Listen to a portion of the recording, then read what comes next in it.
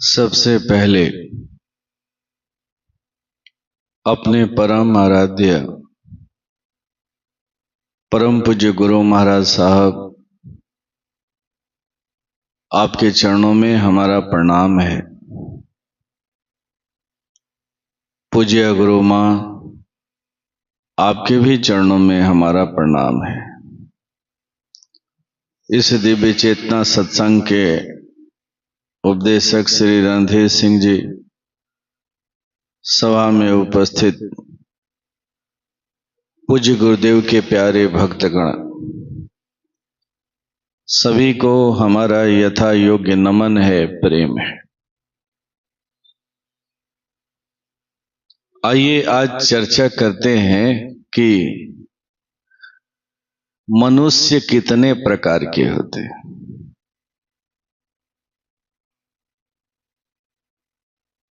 इस पर भगवान बुद्ध ने बहुत ही सुंदर तरीके से अपना दृष्टिकोण रखा है। भगवान बुद्ध के अनुसार मनुष्य 4 प्रकार के होते हैं। पहला मनुष्य वो है जो या जिसकी यात्रा तिमिर से तिमिर की तरफ होती है। तिमिर का मतलब अंधेरा, अंधकार। तो पहले प्रकार के वो मनुष्य होते हैं जिनकी यात्रा अंधकार से शुरू होती है और अंधकार में ही समाप्त हो जाती है। भगवान बुद्ध क्या कहना चाह रहे हैं? तो भगवान बुद्ध बताना चाहते हैं कि अंधकार में जन्म लेने का मतलब ऐसे परिवार में जन्म लेना जहां चेतना विकास किस चिड़िया का नाम है, इससे किसी को कोई मतलब नहीं, कोई मतलब नहीं। घर का वातावरण कैसा है, तो खाने के लिए जीना और जीने के लिए खाना, इसके आगे अगला कुछ भी नहीं जानता है। घर की स्थिति कैसी है, जिस परिवार में वो जन्म लिया है उसकी स्थिति कैसी है, तो आज अगर वो शाम को खा रहा है तो सुबह क्या खाएगा, इसकी चिंता करनी है। शरीर पर ढंग से वस्त्र भी नहीं है, इसकी भी चिंता करनी है। सर छुपाने के लिए ढंग का कोई घर भी नहीं है, इसकी चिंता कर। यानी चेतना विकास के लिए उसके पास कोई भी अनुकूल वातावरण नहीं है जहां वो जन्म लिया है। किसी प्रकार का कोई अनुकूल वातावरण नहीं। तो ये हुआ अंधकार में जन्म लेना। और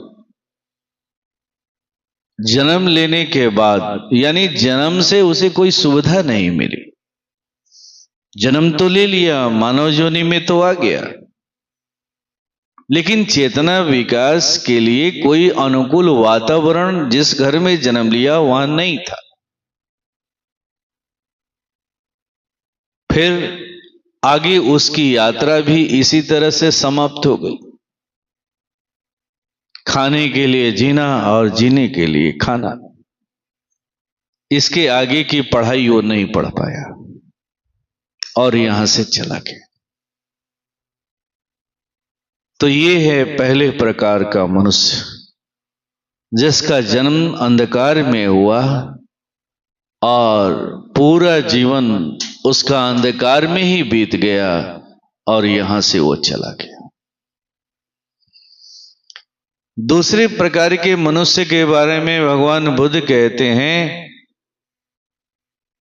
इनका जन्म तिमिर में तो होता है, लेकिन इनकी यात्रा प्रकाश की ओर है। तिमिर में यानी अंधकार में जन्म लेना क्या होता है, मैंने अभी इसकी चर्चा कर दी कि वैसे परिवार में, वैसे जगह में, वैसे वातावरण में जन्म हुआ जहां चेतना विकास के लिए कोई अनुकूल वातावरण नहीं था। लेकिन कई मनुष्य इस प्रकार के भी देखे गए हैं कि ऐसे वातावरण में जन्म लेने के बाद भी उन्हें जन्म से कोई सुख सुविधा नहीं मिली है, उसके बाद भी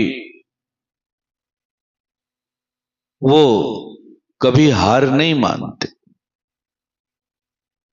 और इतना परिश्रम करते हैं कि चेतना विकास के लिए ऐसे विषम परिस्थिति में रहते हुए भी वो चेतना विकास के लिए वातावरण बना लेते हैं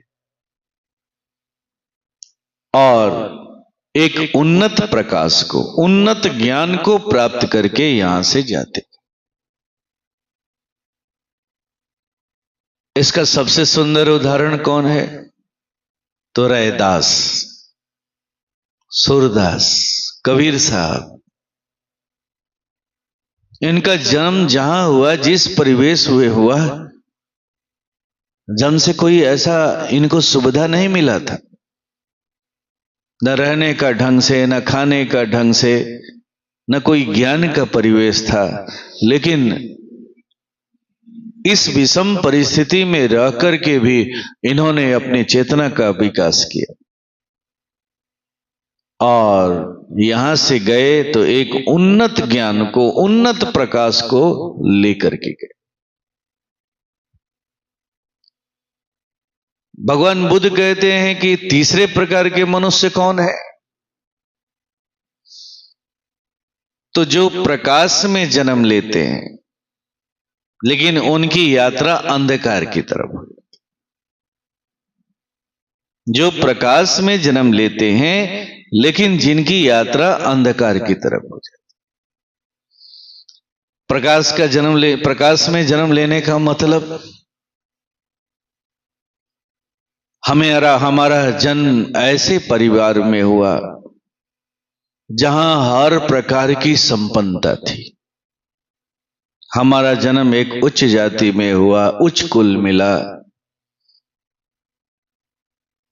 जन्म से ही मनोबल ऊंचा रहा, किसी तरह की कोई गरीबी देखने को नहीं मिली, सब कुछ मिला। चेतना विकास के लिए भी अनुकूल वातावरण मिला। फिर भी हमारी यात्रा कैसी हो गई? तो अंधकार की तरफ हम चले, हम पतन की तरफ चले गए। इसका सबसे सुंदर उदाहरण कौन है? तो रावण। रावण का जन्म एक ब्राह्मण कुल में हुआ, एक ऋषि का पुत्र। लेकिन उसकी यात्रा कैसी रही? तो ईर्ष्या द्वेष से युक्त रही, जो उसके लिए पतन का मार्ग खोल दिया। अब जन्म से ही जिसके घर में कोई ऋषि मिल जाए, महापुरुष मिल जाए, जाति भी उच्च है, कुल भी उच्च है, गुरु परंपरा में जन्म हुआ है, हर तरह की सुविधा उपलब्ध है, लेकिन फिर भी वो अपने चेतना का विकास नहीं कर पाया, उन्नत प्रकाश को लेकर के नहीं जा पाया और उसकी यात्रा अंधकार में हो। आज स्थिति ऐसी है कि कोई अपने बच्चे को रावण नाम नहीं रखना चाहता है। ब्राह्मण कुल में जन्म लिया, ऋषि का पुत्र था, महातपस्वी था, महाज्ञानी था। उसके बाद भी उसको उपाधि क्या मिली? तो राक्षस की उपाधि मिली। तो ये है तीसरे प्रकार के मनुष्य। ऐसे मनुष्य में केवल रावण ही नहीं आता है, कंस भी इसी श्रेणी में आता है, दुर्योधन भी इसी श्रेणी में आता है, जलंधर और हिरण्यकश्यप भी इसी श्रेणी में आते हैं। और आज भी हमारे समाज में ऐसे बहुत तेरे लोग हैं, जन्म से ही उन्हें यह सुविधा मिली हुई है कि घर में खाने के लिए है कि नहीं है इसकी कोई चिंता नहीं करनी है। परमात्मा सब कुछ दिए हुए है। ढंग से वस्त्र पहनने की चिंता करनी है कि नहीं करनी है, सब कुछ मिला हुआ है। बाबूजी कमा के ले आ रहे हैं, सब कुछ मिला हुआ है। उसके बाद भी उसकी यात्रा अंधकार की तरफ हो जाती है। तो ये हुआ तीसरे प्रकार के मनुष्य। और चौथे प्रकार के मनुष्य कौन होते हैं? तो जो प्रकाश में जन्म लेते हैं और यहां से जब जाते हैं तो और उन्नत प्रकाश को लेकर के जाते हैं। प्रकाश में जन्म लेने का मतलब तो मैंने अभी चर्चा किया, समझ गए होंगे। घर में जन्म से ही हर तरह का अनुकूल वातावरण, आर्थिक, सामाजिक, हर तरह से अनुकूल वातावरण मिला। इसके सबसे सुंदर उदाहरण कौन है? तो भगवान राम, भगवान कृष्ण, भगवान बुद्ध। इनका जन्म राज परिवार में हुआ, जाति, कुल सब कुछ उन्नत मिला, धन, वैभव, राज्य सब कुछ मिला। लेकिन वहां वो जन्म लेकर के केवल उन्होंने उसका भोग ही नहीं किया, साथ ही साथ अपने चेतना का और विकास करके और विकसित होकर के और उन्नत प्रकाश को लेकर के यहां से हो गए। केवल उन्नत प्रकाश को करके ही नहीं गए, बहुत तेरे लोगों को प्रकाशित करके चले। तो ये है चार प्रकार के मनुष्य। आइए अब हम विचार करते हैं कि ऐसा क्या रहा होगा जो एक अंधकार में जन्म लेने वाला, उसकी यात्रा अंधकार में ही समाप्त हो गई। ऐसा क्या रहा होगा कि अंधकार में जन्म लेने वाला प्रकाश को पा करके गया? ऐसा क्या रहा होगा कि एक प्रकाश में जन्म लेने वाला अंधकार में चला गया, गर्त में चला गया, उसका नामो निशान मिट गया? और ऐसा क्या रहा होगा जो प्रकाश में जन्म लेकर के भी और उन्नत प्रकाश को प्राप्त करके गया? ये चार परिस्थितियां हैं। तो जब गंभीरता से आप सोचेंगे तो यही समझ में आएगा कि जिनके जीवन में गुरु रहा, वो अंधकार में जन्म लेकर के भी प्रकाश को प्राप्त करके गए, और जिनके जीवन में गुरु नहीं रहा, सत्संग नहीं रहा, वो प्रकाश में जन्म लेकर के भी यहां से अंधकार को लेकर के गए। यही बात समझ में आती है। इसीलिए बार बार कहा जाता है कि चाहे आप कोई भी आराधना करते हैं, कोई भी पूजा करते हैं, आपके जीवन में एक ब्रह्म ज्ञानी गुरु का होना परम आवश्यक है। ब्रह्म ज्ञानी गुरु ने जो मार्ग दिया है, जो रास्ता दिया है, उस रास्ते पर चलना परम आवश्यक है। तभी आप अगर अंधकार में भी जन्म लिए हैं, जीवन में कुछ कमियां भी रह गई हैं, तो सारी कमियां दूर हो जाएगी, आपकी यात्रा प्रकाश में। अगर प्रकाश में जन्म लिए हैं, हर कुछ जन्म से ही संपन्नता मिली है, तो भी आप यहां से अगर जाएंगे तो उन्नत प्रकाश को लेकर के जाएंगे। अब आते हैं एक दूसरे विषय की ओर। ये तो विषय था कि मनुष्य कितने प्रकार के होते हैं, और मनुष्य के जीवन में गुरु का होना परम आवश्यक। लेकिन एक दूसरा विषय भी यहां बनता है, जो अक्सर देखने को मिलता है कि हम गुरु भी प्राप्त कर लिए, एक ब्रह्म ज्ञानी गुरु के शरण में चले भी गए, लेकिन हम एक योग्य शिष्य नहीं बन पाए। तो फिर ऐसा गुरु करके क्या लाभ? फिर भी तो हम फंस गए। गुरु के शरण में भी चले गए, उनका ज्ञान भी देख लिए, समझ लिए, फिर भी हम एक योग्य शिष्य नहीं बन पाए, योग्य शिष्य नहीं बन पाए। तो आइए शिष्यों के बारे में भी चर्चा करते हैं कि शिष्य कितने तरह के होते हैं। जानना जरूरी है, क्योंकि ये हमारा विषय है। तो शिष्य भी 4 प्रकार के होते हैं। पहला शिष्य पेट्रोल की तरह, दूसरा शिष्य कपूर की तरह, तीसरा शिष्य कोयले की तरह, और चौथा शिष्य केले के वृक्ष की तरह। ये जो शिष्यों का वर्गीकरण किया गया है, इसे सुन करके बड़ा आप अचंभित होंगे, लेकिन बहुत सही वर्गीकरण किया गया है।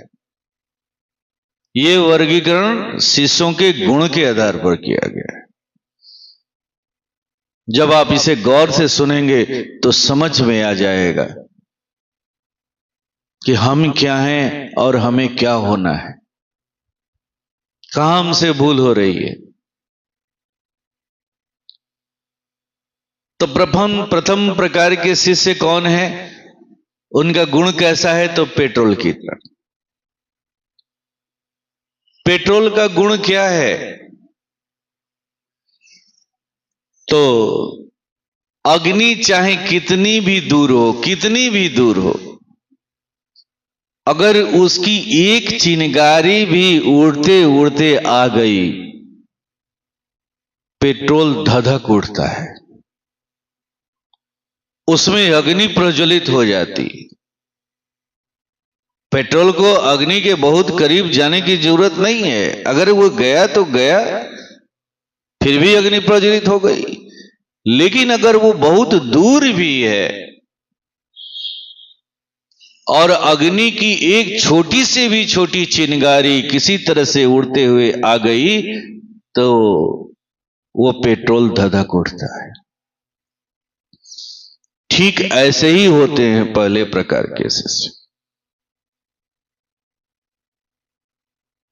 गुरु ने अगर कोई इशारा भी कर दिया तो वो इस इशारे को पकड़ लेते, गुप्त से गुप्त गुरु के इशारे को ये पकड़ लेते और ये अपनी यात्रा पर निकल पड़ते।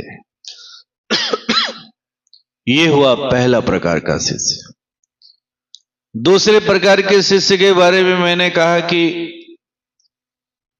इनका गुण क्या है, तो कपूर की तरह। कपूर में भी अग्नि प्रज्वलित करने की क्षमता है, लेकिन कपूर में अग्नि प्रज्वलित करने के लिए आपको उसे अग्नि के करीब ले जाना पड़ेगा। पेट्रोल में क्या गुण था, तो पेट्रोल अग्नि को अपनी तरफ खींचता है, लेकिन ये गुण कपूर में नहीं है। कपूर को अग्नि से सटाना पड़ेगा, वो चिंगारी से प्रज्वलित नहीं होगा, उसको सटाना पड़ेगा। ठीक ऐसे ही जो दूसरे प्रकार के शिष्य होते हैं, उनका काम गुरु के इशारे से नहीं चलता है, वो इशारों को नहीं समझ पाते हैं। तो ऐसे शिष्यों में ज्ञान की अग्नि प्रज्वलित करने के लिए गुरु क्या करता है? तो ऐसे ही सत्संग सभाओं का बार बार आयोजन करता है, बार बार अपने यहां बुलाता है, बार बार उसके यहां जाता है और तरह तरह से वो उपदेश करता है। उपदेश देकर के उसके हृदय पर बार बार ठोकर मारता है, बार बार ठोकर मारता है, अपने विचारों को रखता है। और जब बार बार ठोकर लगता है उसके हृदय पर, तब जाकर के उसका हृदय अनुकूल बन पाता है, जहां ज्ञान की अग्नि प्रकट हो सके, धधक सके। यह है दूसरे प्रकार का शिष्य। तीसरे प्रकार के शिष्य के लिए मैंने कहा कि वो कोयले के समान है। कोयले के समान क्यों कहा? तो कोयला में अग्नि प्रज्वलित करने के लिए लकड़ी की भी जरूरत पड़ती है। अग्नि तो है ही, साथ साथ लकड़ी की भी जरूरत पड़ती है, गोईठे की भी जरूरत पड़ती है, किरासन तेल की भी जरूरत पड़ती है। कोयले को अगर डायरेक्ट अग्नि में सटाएंगे तो अग्नि प्रज्वलित नहीं होगी, लकड़ी का सहारा लेना पड़ता है, किरासन तेल का सहारा लेना पड़ता है, तब जाकर के उस कोयले में, उसमें कुछ देर तक उसे छोड़ना पड़ता है, तब जाकर के उसमें अग्नि प्रज्वलित होती है। कहना के मतलब है कि ये तीसरे प्रकार के वो शिष्य हैं जिनका काम गुरु के संदेश से भी नहीं चलता है। संदेश से भी इनका कोई लाभ नहीं होता है, इनके हृदय में अग्नि नहीं धधक पाती है। तो ऐसे शिष्यों को उनके हृदय में अग्नि प्रज्वलित करने के लिए गुरु क्या करता है? तो अब तरह तरह से सहायता करता है, हर स्थिति परिस्थिति पर नजर रखता है। कभी उसके व्याधि को लेकर के, कभी उसके बुरे संस्कारों को लेकर के, अपने कर्म फल के द्वारा उसे सहायता पहुंचाता है। उन चीजों को उनके जीवन से वो मिटाता है। ज्ञान की बातें तो करता ही करता है, उपदेश तो देता ही देता है, साथ में तरह तरह से हर प्रतिकूल परिस्थिति में उसकी सहायता करता है। तब जाकर के इस शिष्य के अंदर में कुछ होना शुरू होता है, वो कुछ मुड़ता है और एक दिन उसका भी हृदय वैसा बन जाता है कि जिसमें गुरु की ज्ञान की अग्नि प्रज्वलित हो जाए। ये तीसरे प्रकार का शिष्य। चौथे प्रकार का शिष्य कौन है? तो उसका मैंने उदाहरण दिया केले के पौधे के समान। केले के पौधे का गुण क्या है? तो उसमें केवल और केवल पानी है। केले के तना को काट दीजिए और उसे अग्नि से संपर्क कराइए, कुछ भी कर लीजिएगा, उसमें अग्नि नहीं पैदा होने वाली, अग्नि नहीं प्रकट होने वाली। केले के पौधे तने को अगर खोल करके निकालना शुरू कीजिएगा तो एक एक लेयर उसका निकल जाएगा, लेकिन पानी के सिवा उसमें कुछ नहीं मिलेगा। ठीक यही स्थिति होती है चौथे प्रकार की शिष्य। इसका सबसे सुंदर उदाहरण है दुर्योधन, और भी बहुत सारे लोग हैं। इन्हें गुणों के ज्ञान का कोई असर नहीं पड़ता है, किसी भी तरह की सहायता का। अब बताइए, राज दरबार में भगवान कृष्ण अपने विराट रूप को लेकर के खड़े हैं, हस्तिनापुर में राज दरबार में भगवान कृष्ण अपने विराट रूप को लेकर के खड़े हैं। उनके विराट रूप को देख करके सारे लोग मुग्ध हो रहे हैं। बेशक बहुत सारे ऐसे लोग थे जो युद्ध में उनके साथ नहीं रहे, लेकिन उस अवस्था में वो सब लोग मोहित थे। लेकिन दुर्योधन क्या कर रहा है? अरे ये तो जादूगर है, ये तो चालाकी कर रहा है। तो गुरु कितना भी प्रयास कर ले, कुछ भी कर ले, उनके अंदर में कोई फर्क नहीं पड़ता है। तो ऐसे शिष्य जो चौथे प्रकार के शिष्य है, इनका जो दर्जा है वो शिष्य के श्रेणी में नहीं आता है। और ऐसे लोगों को गुरु क्या करता है? तो नियति के भरोसे छोड़ देता है, समय और नियति के भरोसे छोड़ देता है। कोई कुछ भी सहायता नहीं करता, वो छोड़ करके आगे बढ़ जाता है। जैसे कृष्ण दुर्योधन को छोड़ करके आगे बढ़ गए।